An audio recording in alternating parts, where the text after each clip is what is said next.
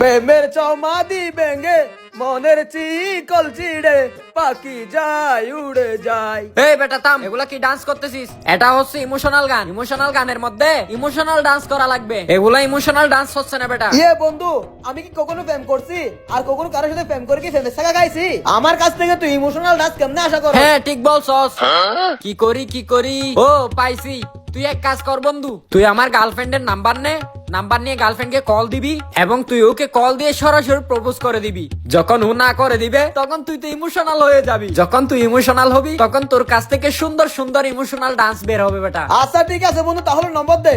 নে 01844। হ্যালো রুজিনা, আমি রাসেলের বন্ধু তোকে বলতেছিলাম। আমি তোমাকে একটা কথা বলবো বলে অনেক দিন হয়ে গেছে কিন্তু বলা হয় নাই।